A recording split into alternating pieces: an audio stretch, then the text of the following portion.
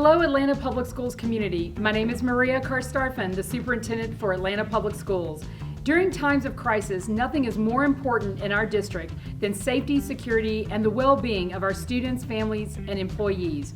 Over the past few weeks, our district has closely monitored all developments related to the coronavirus disease, or COVID-19.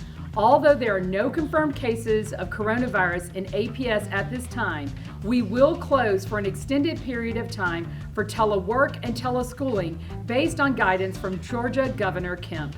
We continued school today, March 13th, to enable our students and teachers to prepare for the extended leave, which will start Monday, March 16th. We anticipate the district will be closed for teleschooling and telework for at least 2 weeks and potentially beyond spring break.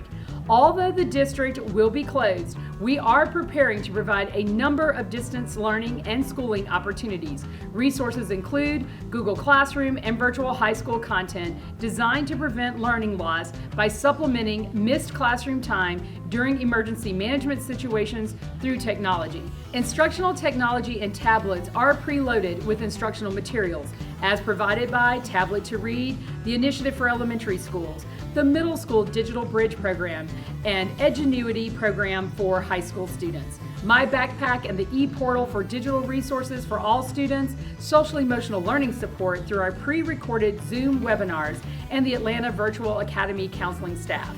Media specialists have encouraged students to always have at least 2 books checked out with them, and they could have up to 5 books at any time.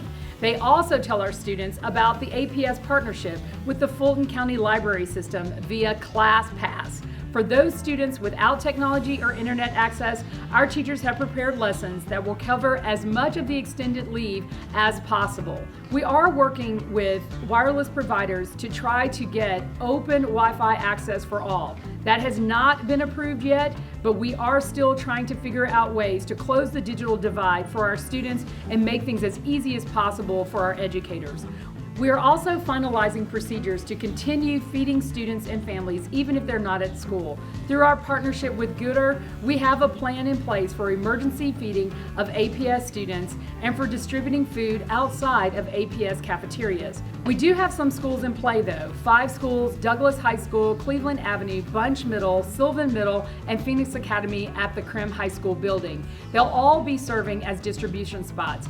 We will distribute more information as we finish those plans, and we have additional partnerships with the Atlanta Community Food Bank, and we'll be utilizing some of their additional sites as places for our kids and families to receive food.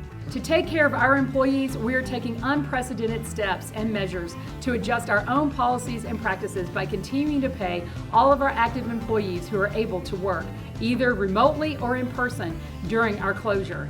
Even our part-time employees, like crossing guards, will be able to continue and receive their pay. And let's not forget our hundreds and hundreds of hourly employees, like paraprofessionals, who will also have to clock in but will be compensated for their work.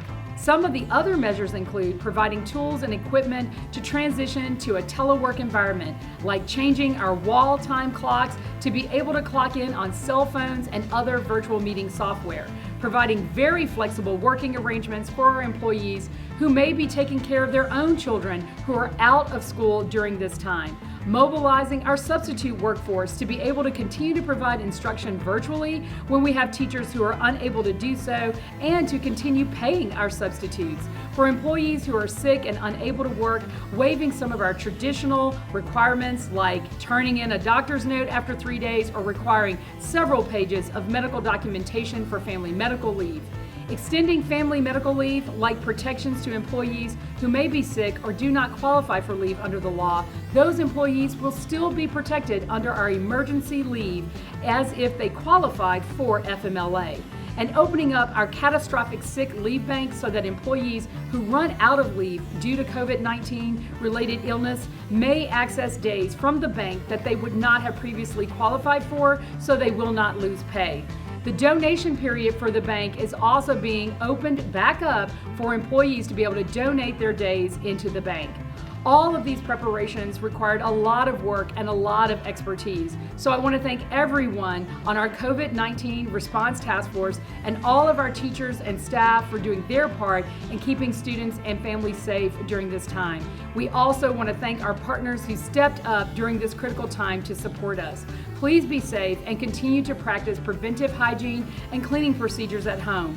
Throughout the closure, I encourage everyone to continue getting updates through our website at www.atlantapublicsschools.us/coronavirus and at my blog at atlsuper.com. Thank you, be safe, we love you, and air hugs to all.